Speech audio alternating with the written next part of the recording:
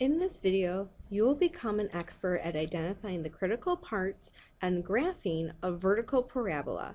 You will then be able to explain these to your partner.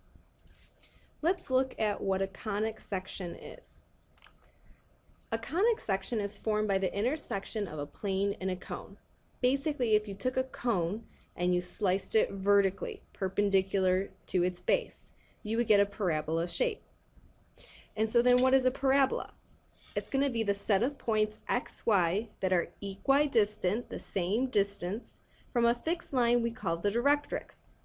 On this screen, it's the blue line going horizontally. That point on the parabola is also going to be the same distance away from the focus, which is this orange point. So let's label those on our paper now.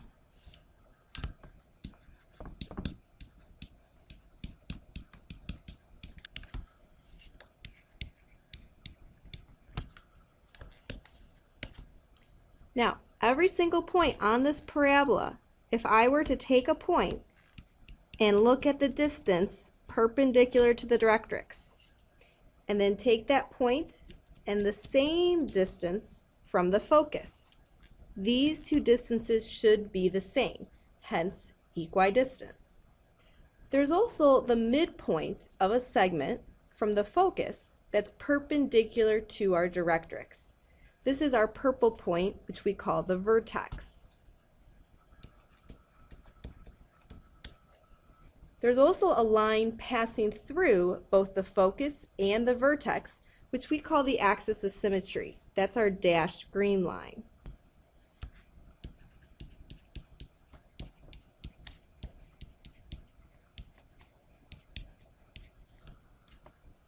The other thing that we want to talk about are these two red points.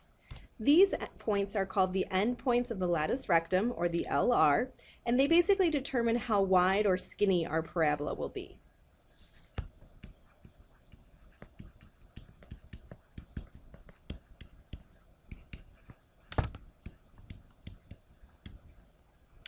Now, last year, you looked at a parabola in standard form, which is the y equals ax squared plus bx plus c. But this year, for us to be able to find the critical information of our parabola, we want to look at it in vertex form. So let's identify what those different critical parts are from vertex form on our next page. So the vertex form of a vertical parabola would start off being y equals, and that's what's going to tell you that it's vertical. Then it is a value a times the quantity x minus h squared plus a value k. Now, as far as to tell what direction it's going to open, you want to look at this value of a. If you have a positive value for a, the parabola is going to open the positive vertical direction, which is up. If you have a negative value for a, the parabola will open the negative vertical direction, which is down. Now, the vertex of both our vertical and our horizontal is always going to be HK. Now, the important thing to remember with that is that it's x minus h, so the opposite of h. Just like in the last unit when you had logs, in the parentheses was always the opposite. But this k, which is on the outside, that's actually going to be the same value. So if I had x minus 3, my x value would actually be a positive 3. And if it was minus 2, I would actually have a negative 2 for k. Then we want to look at our axis of symmetry. The axis of symmetry is always going to be the equation of a line. On a vertical parabola, we saw that that was going to be cutting the parabola vertically. The equation of all vertical lines starts out x equals, and then here, since it goes through the vertex, it should equal the x value of your vertex, which was h. P we get from using the formula 1 divided by 4 times a. P, you're going to see in a minute, will help us find the focus and the directrix. For my focus, I want to look at the point that was just above the vertex in a vertical parabola that opened up. That focus is going to be p units away. Because it's going to be either above or below the vertex, depending if I open up or down, I'm going to have the same x value. I'm not moving left or right at all from the vertex. But the y value, I'm starting at my vertex and I'm going p units away from it.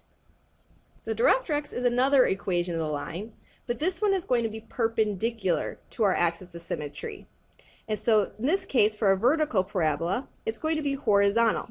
All horizontal lines start out y equals. Now, it's not just y equals k though, because the directrix does not go through the vertex.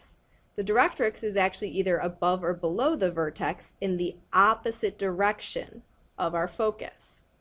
So since our focus was k plus p, the directrix, we're going to take k minus p. Now to find those endpoints of the LR, first of all, we have to find the length of the LR. And that's going to be 4 times the absolute value of p. P, remember, refers to a distance, and distances can't be negative. That's why we're going to do the absolute value. Now to get those endpoints, you basically want to go from the focus, left and right, half the length of the LR. Because remember, the focus is in the middle of the LR.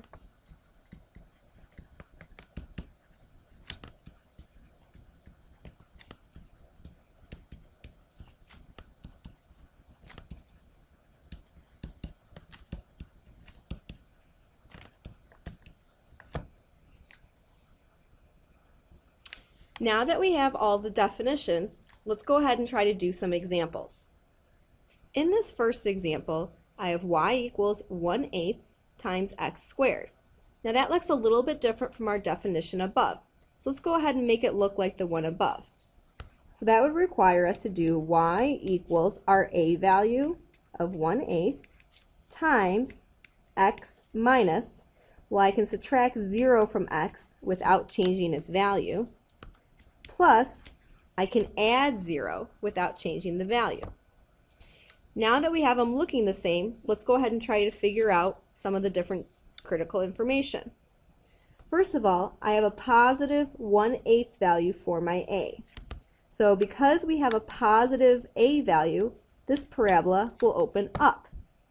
Again, I know it's going to be up because the vertical is from the y equals, and again, a positive a value.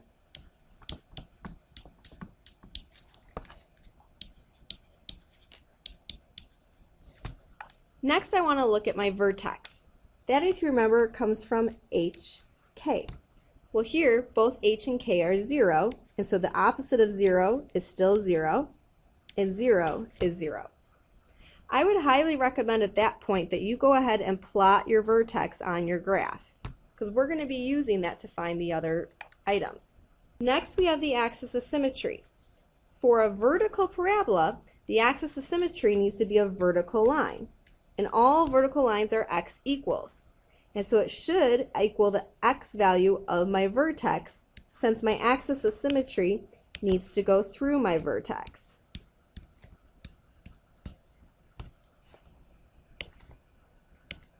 Now before I can find the focus in the directrix, I need to find the value of p, because the focus and the directrix are p units away. So since p is 1 divided by 4a, I need to do 1 divided by 4 times 1/8. If you now get out your calculator, let's see how to enter this into our calculator. I want to do 1 divided by, and then I want to make sure I get the entire denominator. So I'll do parenthesis 4, and then whenever I enter a fraction, I also do parentheses. Because I have 2 open parentheses, I need 2 closed parentheses. So here it looks like p is going to be a value of 2. What that means is that my focus is going to be 2 units away from the vertex. So if I go to 0, 0 and go up 2 units, since 2 is positive, I see that my vertex is going to be the point 0, 2. Now at this point I would also notice on a vertical parabola The x value of the vertex, the axis of symmetry, and the focus are all the same. Next, let's look at our directrix. That's going to be p units, remember, the opposite direction. So instead of going up, I want to again start at my vertex and go down 2 units. Now the directrix is not a point.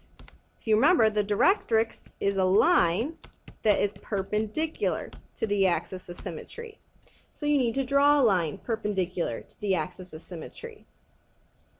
Since that was a horizontal line, the equation of a horizontal line is y equal, and then again 2 units down from my vertex is at -2. Next, we need to find out the length of the LR. Well, if you remember, that's going to be 4 times the absolute value of p. And so here, p is a value of 2, and so 4 times 2 is 8. Now that means, again, from endpoint to endpoint is 8. So if I go to my focus, I actually only want to go 1, 2, 3, 4 units to the left and the right, for a total distance between endpoints of 8 units. Once you have those 2 points, write the ordered pair in your chart.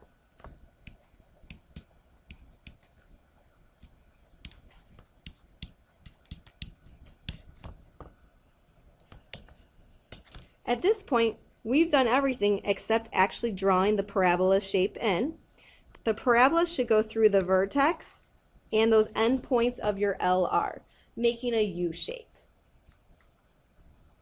At this point, please pause the video and do number 2. Go ahead and take a look at your answer with mine. Again, the vertex here was at 0, 0, and you'll notice that I again rewrote it so that it matches our definitions from above. Again, because this one was y equals, we know it's going to be vertical, and then we know it's going to open down this time since I had a negative a value of -116. The vertex again was 0, 0, since nothing was actually added up in the equation. And so the axis of symmetry, to be vertical, needed to be x equals, and to go through that vertex had to be x equals 0. To do p, I would want to put it in my calculator. And again, you're going to want to do 1 divided by parenthesis 4 parenthesis -1/16 to end parentheses. And that should give you a -4. Now, once you know that p is going to be -4, you can go to your vertex, and since now it's negative, go down 4 units to the focus, 0, -4. For the directrix, again, I start at the vertex and go p units the opposite direction, so 4 units up. Then, this is the equation of a line perpendicular to my axis of symmetry, and therefore going horizontally. So y equals +4. The length of the LR was 4 times the absolute value of p, and so really 4 times +4 is 16. If I look at my 2 endpoints, there are 16 units between them. Then, to get the actual endpoints, I again went to my focus and then went left and right half of that. So 8 units to the left and 8 units to the right. At this point, please pause your video and then talk with your partner about some of the similarities and differences that you notice between your vertical and your horizontal. Once you've done that, go ahead and do examples A and B of task 2, which are the same as your partner's ones from the video. So you should be able to check each other's work.